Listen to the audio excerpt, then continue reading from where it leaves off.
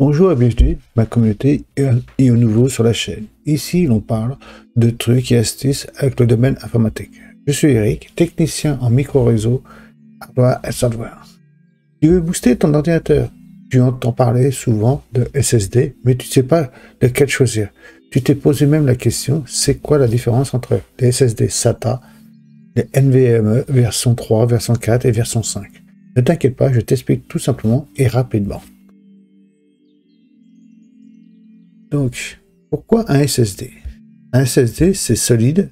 SSD, c'est-à-dire Solid State Drive, au lieu d'un HDD, Hard Disk Drive.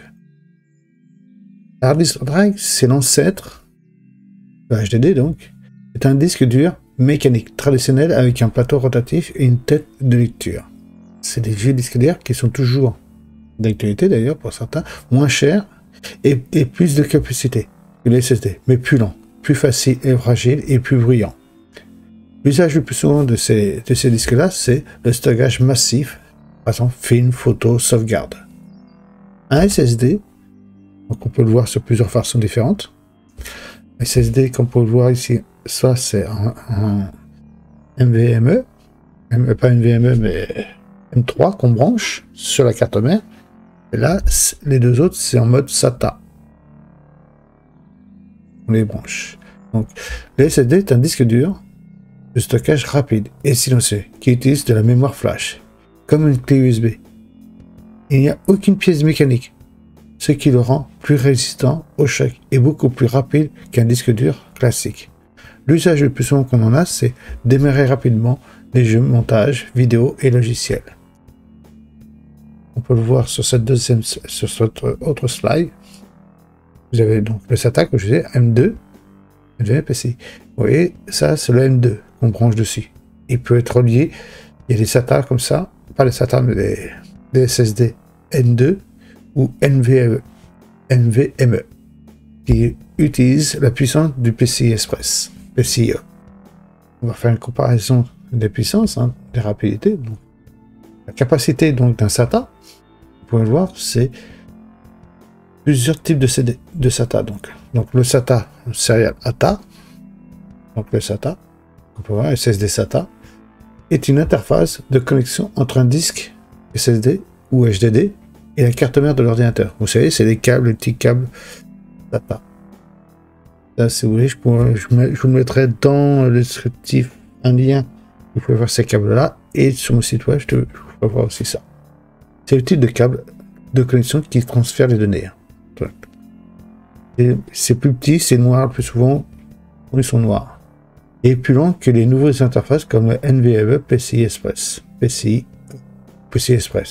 mais reste répandu.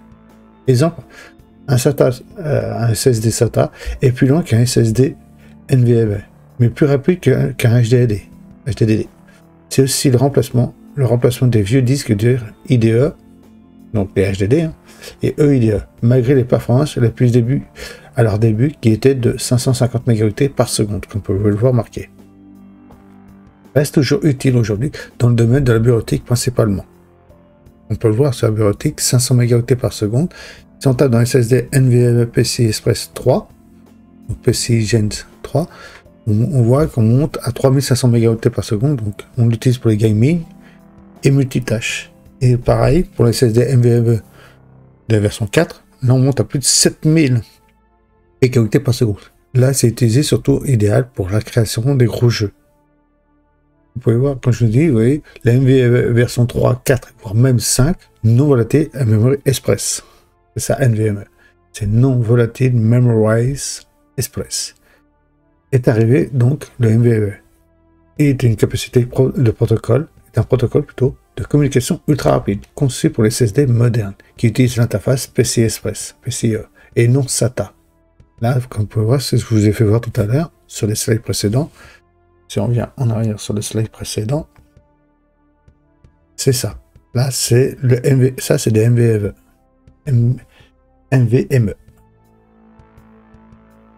Ceux-là, ils sont branchés directement sur la carte mère. Et puis, donc, jusqu'à 3500 mégaoctets par seconde. Et pour les versions 3, 4 et 5, on a des bits montant jusqu'à plus de 7000 mégaoctets que je vous disais, qui pour ce type de disque, de SSD, soit plus réservé dans un domaine de gaming et ou de création de vidéos. C'est ce qui permet au SSD NVMe de transférer des données jusqu'à 6 à 10 fois plus rapide qu'un SSD SATA. Son avantage, c'est que l'avantage qu'il a, on le voit, hein, c'est qu'il a une vitesse de lecture et écriture très élevée, temps de chargement quasi instantané, idéalement pour les jeux vidéo, la création de vidéos, le traitement de lourd. Ce qu'il y a à retenir, c'est surtout qu'un SSD NVMe est plus rapide qu'un SATA, un SSD SATA, mais nécessite une carte compatible PCI Express. Si l'on devait comparer leur rapidité, on pourrait dire que le SATA serait une aide nationale et que le PCI Express 2 serait une autoroute à 6 voies. On le voit bien, le démarrage de Windows en SATA, SSD SATA, il va mettre 45 secondes en moyenne, c'est une moyenne, 45 secondes, alors qu'un SSD NVMe va mettre que 15 secondes pour s'ouvrir. Pareil, pour l'ouverture d'Adobe Premium, ce qui est très lourd, c'est quand même des logiciels lourds, il va mettre 20 secondes en SATA et 8 secondes en NVMe. Donc vous voyez la différence. Et regardez, pour l'installation d'un stream, juste un stream, 120 secondes en SATA, et on est à 40 secondes pour NVMe en version 4. Donc vous voyez la rapidité qu'il peut y avoir.